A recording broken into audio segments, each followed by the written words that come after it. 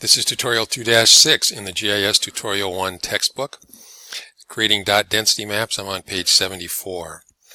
And the first step is to open and save the map document. So there should be one out there called tutorial 2-6 that's all ready for us. I've got the last one here from tutorial 2-5. So there doesn't appear to be a close option here. So rather than exit and go back in, I just left it on the screen here. So we're going to go and we want to open up tutorial 2-6 and open that up and save the old one.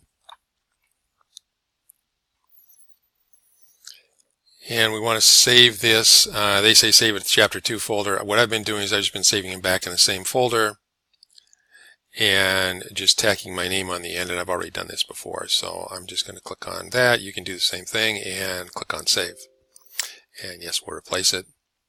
And okay, now there should be a bookmark in here, and so we're going to go to our bookmarks menu, and we want the one labeled Pennsylvania, and there it is down there at the bottom.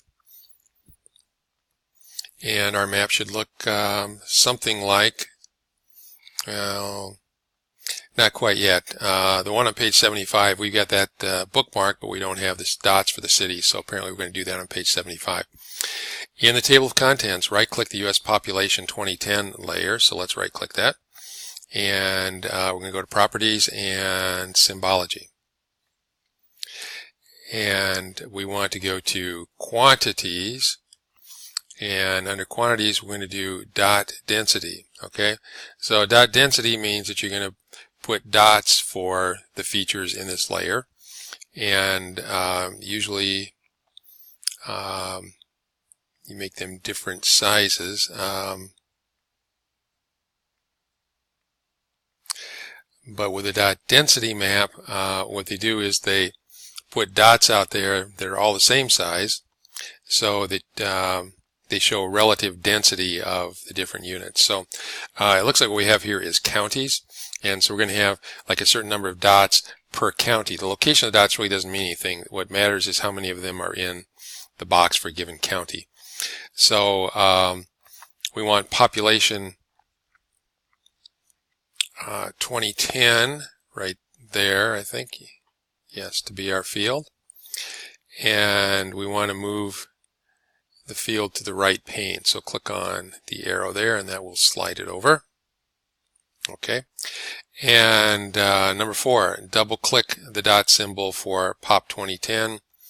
And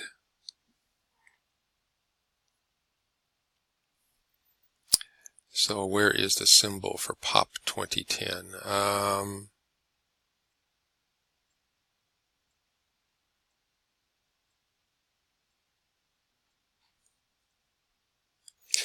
I had trouble finding the symbol because apparently it was a white dot here before, and so I just removed this and then brought it back over again. This time I got something I can actually see. White dots on a white background are really hard to see. So this is what we want to double click on, and for the color here we want Mars Red. That's the brightest red one, which is right here, and choose that and click on OK. And now we're on number 5. Click the line button in the background section. So here's the background section, here's a line, and select gray 20% as the color and click OK. So let's click on this, and for our color we want gray 20%, which I think is this one, yes, and click on OK. And then for the dot value here, we want to change that to 5,000. And we want to click on OK, and OK. Now if we look at our dots, it looks like they're zoomed in just a little bit more than we are. I'll try zooming in a little bit and see if I can match it a little closer. So it looks like they kind of start about right up in here somewhere, and they go down to about right there. So we'll try that, and now let's compare it. And mine doesn't look The dots do not look quite as big as theirs. I didn't see anything about the size of the dot.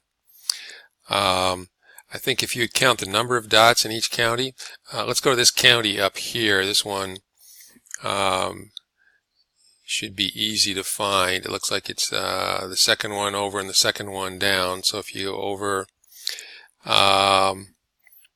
they have, looks like they only have one dot in that county and we have two. Let's try another one. Let's try this one here. We've got 3 dots and looks like one on the border there, and they've got 3 dots, so we're going to call it close enough. Okay, let's go to page 76, and actually that is the end of tutorial 2-6, so we will save it. And if you already renamed it, then just go ahead and save it. Otherwise, you'll be wiping out your original file if you want to go back and try this again. So,